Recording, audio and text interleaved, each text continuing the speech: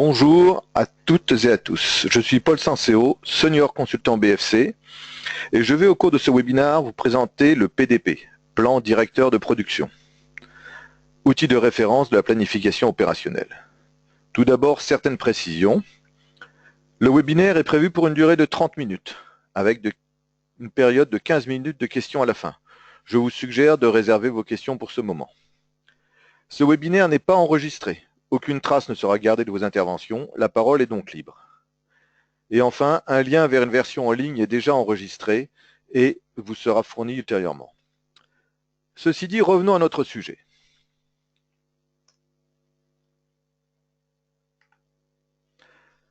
Le PDP parmi les principaux plans. Le PDP, Programme Directeur de Production, est l'un des multiples plans de l'entreprise, depuis le plan stratégique qui vise à déployer l'entreprise sur ses marchés, jusqu'à l'exécution opérationnelle, en passant par le plan industriel et commercial, le MRP, ou calcul de besoins. Mais, dans les faits, c'est le premier à croiser la prévision, basée largement sur la gestion de la demande, et l'exécution réelle, à savoir la production. Et c'est à cette articulation que tout se joue, puisqu'on passe du monde prévisionnel au monde réel, comme nous allons le voir par la suite.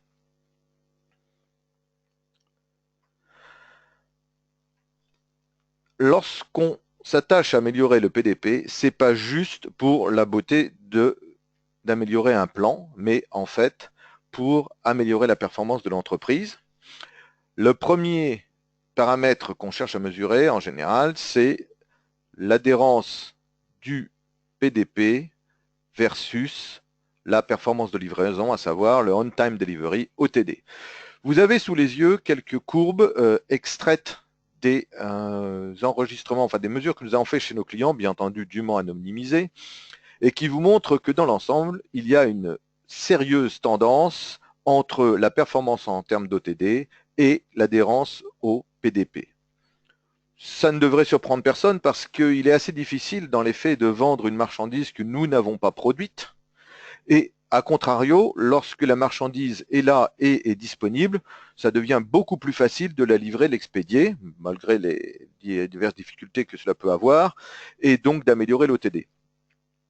Cette courbe, qui est une courbe opérationnelle, trouve ensuite sa contrepartie dans l'aspect financier, c'est à savoir les valeurs d'exploitation, les stocks plus les encours. Lorsqu'on les compare à la performance du PDP, on voit là aussi qu'il y a une forte corrélation. Cette forte corrélation, en fait, traduit le fait que si jamais le PDP n'est pas respecté, on aura soit trop de stocks et trop d'encours parce qu'on fera trop ou bien trop tôt, ou bien si on fait trop, peu ou trop tard, à ce moment-là, on aura des manquants, et ces manquants bloqueront la production et empêcheront l'écoulement nominal des flux. On voit donc qu'il y a une forte corrélation basiquement par l'analyse des faits et également par l'analyse de la logique qu'il y a derrière entre la performance en termes d'encours et la performance en termes de PDP. Donc un PDP mal respecté, c'est la garantie de l'explosion des coûts. Ça se mesure, ça se démontre. Alors pour information, l'échelle qui se trouve pour vous à gauche du diagramme, c'est une échelle en semaines de couverture. Donc vous voyez que lorsque le PDP passe de 65 à 95% d'adhérence, eh bien en général, on passe de 30 à 20 semaines de couverture, ce qui représente tout de même un gain de 30% sur les VEX et les encours.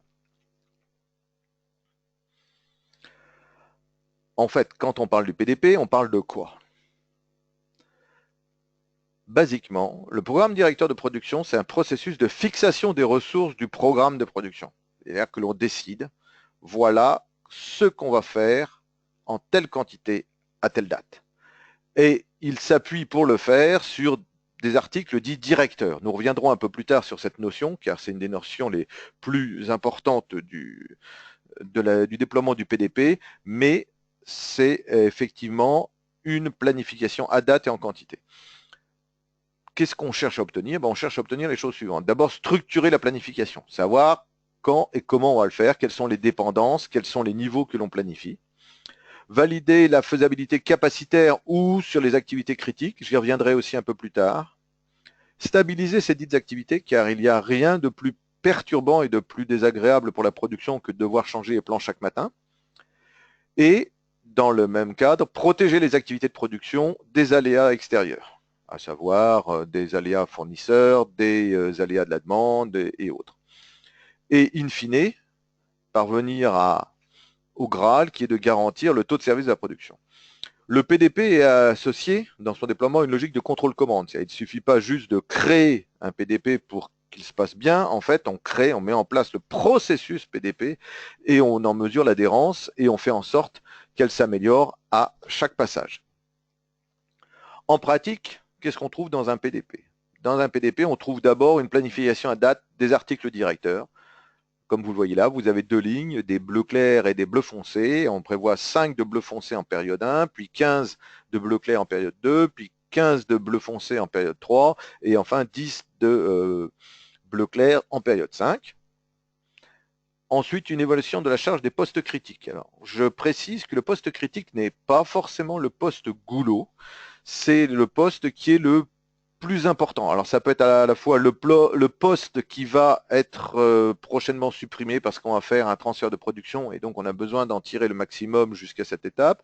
Ça peut être aussi celui qui coûte le plus cher à mettre en œuvre. Ça peut être aussi celui qui cadence tous les autres, hein, le drum beat. En général, c'est le goulot, mais c'est pas forcément toujours le cas. Et on évalue à ce moment-là la capacité de la demande, l'issue du plan, versus la disponibilité du poste, et on voit qu'il y a parfois des négociations à faire. C'est le but même du PDP qui consiste à évaluer les choses avant de les mettre en œuvre. Et enfin, une balance des stocks et des encours projetés qui permet de vérifier que non seulement c'est intéressant, c'est réalisable, mais c'est économiquement viable.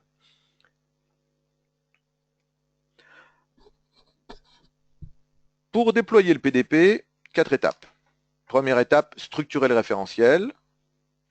Deuxième étape, paramétrer le fonctionnement du PDP, parce que ça se paramètre à l'intérieur d'un système d'information. Le PDP peut très bien se faire sur une feuille Excel, mais enfin, l'expérience montre que l'exercice a dans ce cas des limites. Ça peut se faire aussi avec du management visuel sur un ou deux articles directeurs, mais dans la pratique, il s'agit tout de même d'une opération, d'une fonction qui est largement portée par le système d'information.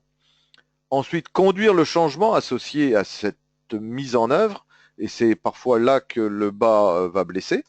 Et enfin, piloter la maturité. Cela veut dire qu'on ne saurait croire qu'on a réussi à déployer le PDP lorsqu'on a réussi à faire tourner le système une première fois. Il faut au contraire vérifier que de run en run, les choses s'améliorent et convergent vers là où on veut les faire converger. Structurer le PDP, ça, c'est le point clé. Il faut définir à la fois dans le temps et dans la dimension technique le rôle de chacun des articles. Vous avez ici ce qu'on appelle un diagramme d'enclenchement, qui est un de nos outils préférentiels pour l'analyse du PDP, qui vous montre la manière de construire et de définir le PDP et les articles qui sont associés. Je vais tout de même m'étendre un petit peu sur cette symbologie. Vous avez donc les petits triangles jaunes qui sont les stocks, en général donc des stocks de sécurité ou safety stock.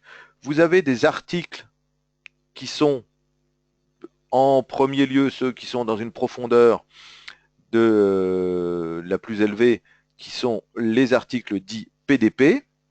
Ensuite, vous avez d'autres articles qui dépendent et que l'on aura qualifiés d'articles MRP parce qu'ils sont pilotés par le MRP et non pas par le PDP. Vous avez également des articles qui sont des articles MRP avec du stock de sécurité et des articles MRP sans stock de sécurité. Pourquoi cette différence? Parce qu'on peut, compte tenu de la nature technique du processus de fabrication et des articles, estimer soit que le stock de sécurité est porté par l'article de niveau supérieur, soit par l'article de niveau inférieur, parce que le lead time le permet. Il y a plusieurs manières d'arriver à un bon résultat. Et très clairement, c'est un problème d'architecture de production qui doit être traité en y mettant toutes les compétences autour de la table.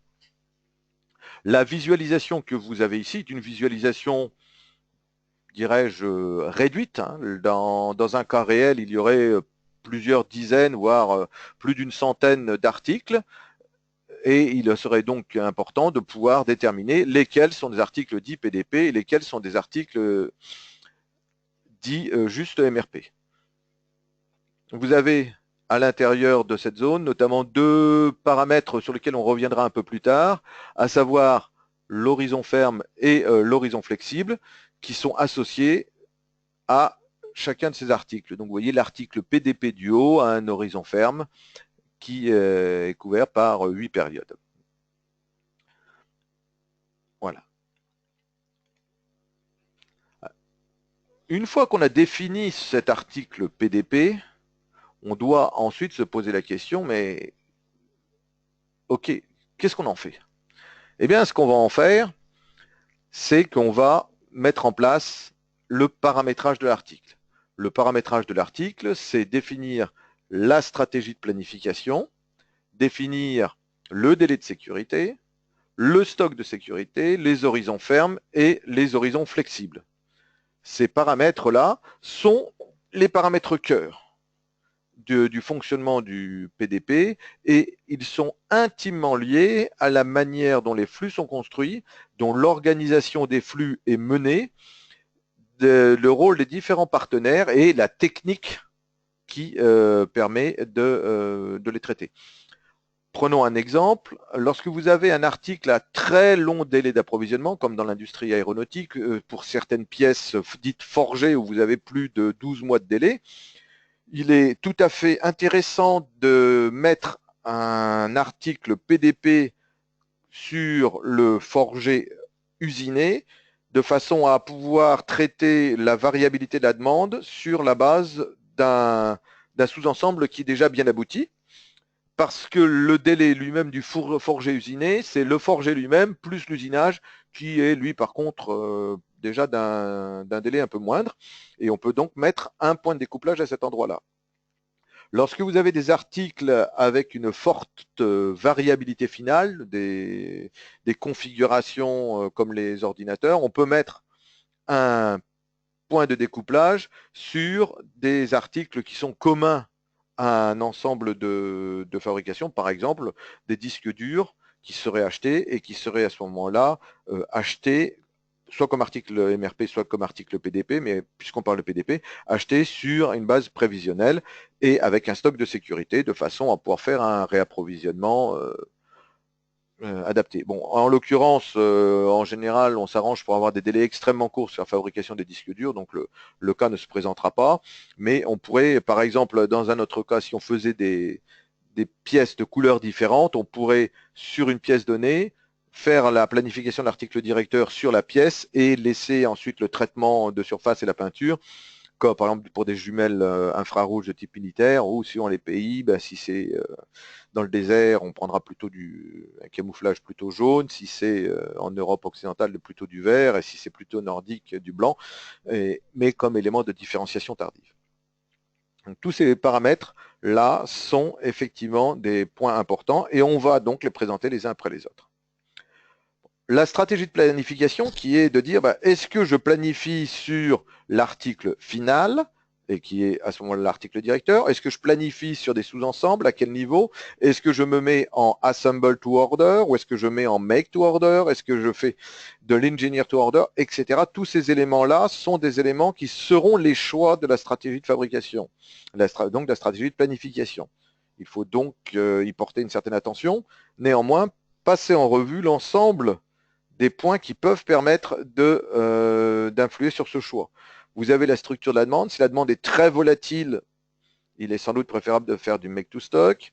Si la demande est une demande indirecte, eh bien, il faut sans doute faire du make to stock sur des éléments déployés dans le réseau de distribution. Si la demande est cyclique, là, par exemple, sur des cas de produits de type retail ou fashion avec des grands pics lors des saisons ou des fêtes de fin d'année, on aura sans doute là aussi plutôt l'intention de travailler en make to stock, quoique ça dépendra aussi de toute façon de la structure technique du produit qui permet plus ou moins de réagir rapidement à la demande. La flexibilité, si intrinsèquement le produit est extrêmement flexible sur ces opérations de différenciation retardée, ben, on planifiera au niveau d'un sous-ensemble et en laissant le reste du système se piloter de lui-même. Le délai de fabrication, je vous en ai fait un exemple, mais il peut y en avoir plusieurs. Lorsque le délai est grand, ben, il y a toujours intérêt à mettre un point de découplage sur cet article-là, même si et on le pilote au niveau supérieur en make to order, assemble to order ou des choses comme ça. L'intensité de la compétition est aussi un point à prendre en compte parce que vous pouvez vous sortir du marché si vous avez un taux de service qui n'est pas suffisant. Et qui dit taux de service très élevé dit souvent positionnement ou prépositionnement des stocks. C'est pas forcément vrai. Dans tous les cas de figure, je vous l'accorde, mais au moins il faut se poser la question. La marge aussi, parce qu'on l'a vu, le PDP a un volet économique et tous ces stocks que l'on peut mettre ou ne pas mettre doivent aussi être payés par la marge qu'on en retire ou qu'on n'en retire pas. Et enfin, le système de production, suivant que vous avez une production en un lieu avec un seul flux ou au contraire des flux croisés avec des sous-traitances croisées, voire des achats avec d'autres sociétés de votre groupe ou de votre holding, dépendra à ce moment-là la manière de planifier les articles directeurs. Une notion toujours importante, toujours méconnue, ou dirais-je qui gagne toujours à être reprécisée, c'est la notion d'horizon, avec les trois grandes catégories qui sont l'horizon ferme, l'horizon flexible et l'horizon libre. Très clairement, les unes sont emboîtées dans les autres, et elles correspondent à un comportement différent de l'article directeur dans ce cadre-là. Dans le cadre de l'horizon ferme, le plan est figé, on ne change pas le plan, les variabilités sont consommées par le stock de sécurité qu'on a positionné à un endroit X ou à un endroit Y. Si on est planté, mais on ne va pas revoir le plan sans arrêt pour essayer de faire passer au chausse-pied quelque chose qui, in fine, ne passera pas. Dans l'horizon flexible, le système se calibre pour constituer ce fameux stock de sécurité. Et effectivement, bah, lorsqu'on arrivera dans l'horizon ferme, il sera ou non consommé, hein, sachant qu'un stock de sécurité a vocation à être consommé et pas forcément à être toujours constitué. C'est la subtilité de la manœuvre. Et enfin, l'horizon libre. Là, les opérations planifiées ne sont plus figées. Elles sont parfaitement positionnées comme par le gré de la demande ou des autres contraintes, et c'est à ce moment-là le délai de sécurité qui va devenir la marge d'ajustement. Parlons un peu du stock de sécurité. Le stock de sécurité, sa fonction, c'est une fonction de filtrage, c'est-à-dire d'absorber les variations qui viennent de la demande, interne ou externe, pour permettre au processus de supply de tenir la route et de fonctionner comme il se doit. Il y a des règles qui peuvent être appliquées dans un certain nombre de cas de figure et sur certaines hypothèses. La plus claire et la plus importante que je vous demande de retenir, c'est face à quel événement veut-on se prémunir? Est-ce que c'est de la variabilité fournisseur, client, variabilité processus, variabilité qualité et autres? Et à ce moment-là, on peut dimensionner, connaissant les phénomènes contre lesquels on veut lutter, leur nature et leur loi de variation potentielle. Si jamais l'usine prend feu, en général, PDP ou pas PDP, la première chose à faire, c'est d'appeler les pompiers et le stock de sécurité, malheureusement, ne servira plus à rien. Donc il faut bien se mettre d'accord sur face à quel aléa ou face à quel événement on est censé vouloir se protéger, sachant que le stock de sécurité est une protection de la supply chain, ce n'est ni la seule, ni la plus optimale dans un certain nombre de circonstances, mais c'est aussi une des composantes de la protection de la supply chain. Le délai de sécurité est une autre composante de la protection de la supply chain. Et à ce titre, voyez un diagramme qui vous explique la philosophie qu'il y a derrière. C'est-à-dire, il s'agit de mettre un délai entre deux opérations. Si j'ai une opération de 10 jours et une autre opération de 10 jours, je mets 5 jours au total et la planification me donnera 25. Pourquoi? Parce que j'ai mis 5 jours pour absorber le débordement des opérations de niveau inférieur versus la demande du niveau supérieur. Au-delà, bien entendu, il y a beaucoup d'astuces et de manières de fonctionner suivant l'organisation de la production pour prendre en compte le fait que la consommation réelle de certains sous-ensembles n'interviendra qu'à une certaine étape du processus, etc. Ce sont des méthodes qui sont tout à fait souhaitables, recommandables. Le seul point sur lequel j'attire votre attention, c'est que ça requiert en général d'avoir un système qui est extrêmement stable en entrée, faute de quoi vous arrivez à une désorganisation totale.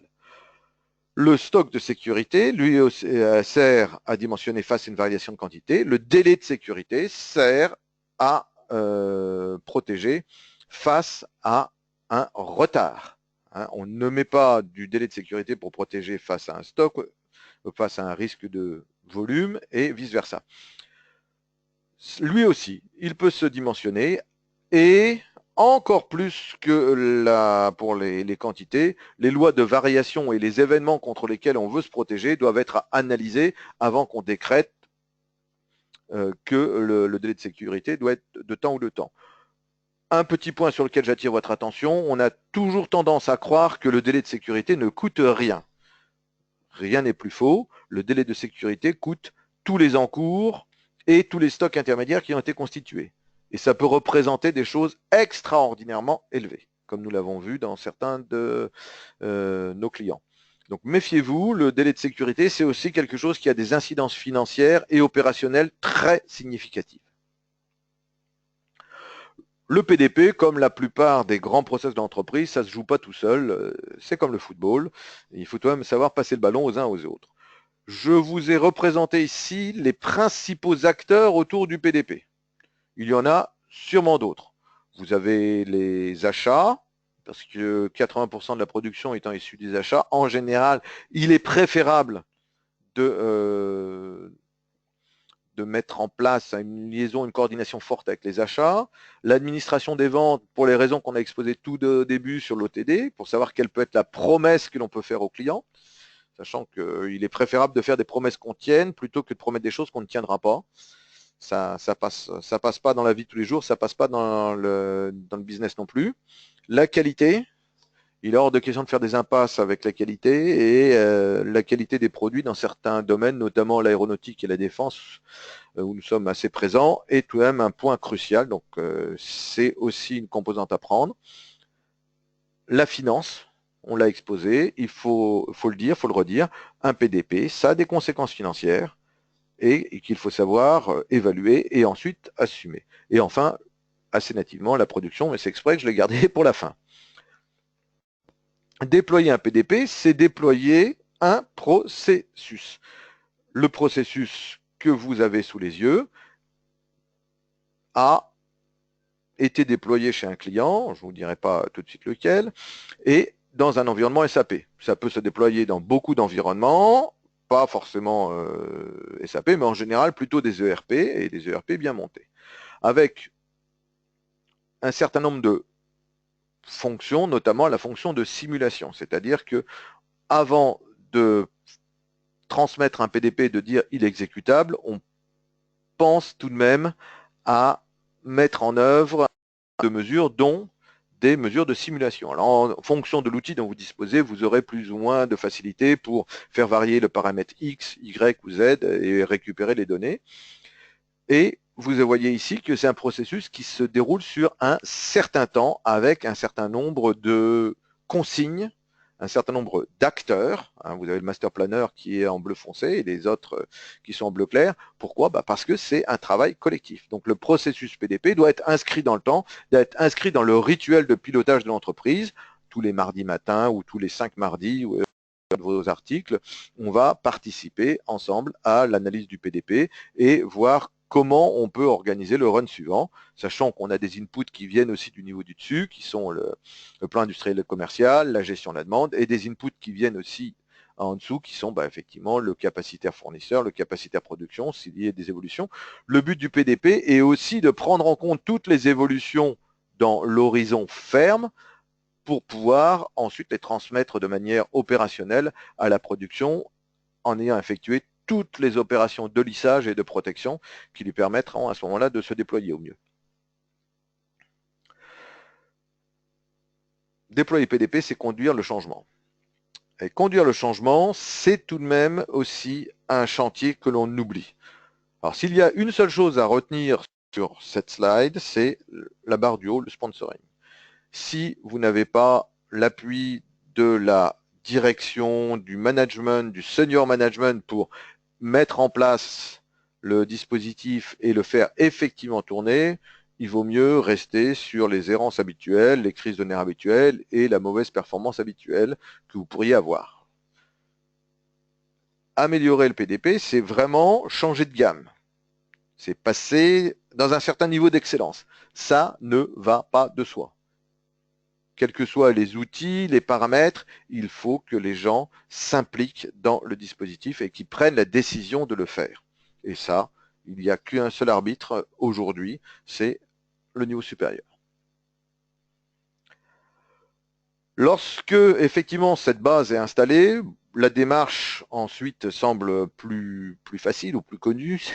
D'abord un état des lieux, savoir effectivement à quel niveau la maîtrise est acquise, quel niveau de l'outil, parce que souvent l'outil n'est pas paramétré, il faut le paramétrer, il faut vérifier, et la hauteur de marche. La hauteur de marche, c'est l'écart entre ce qu'on voudrait et ce qu'on a. Ça peut représenter des gaps substantiels et qui sont tout de même importants.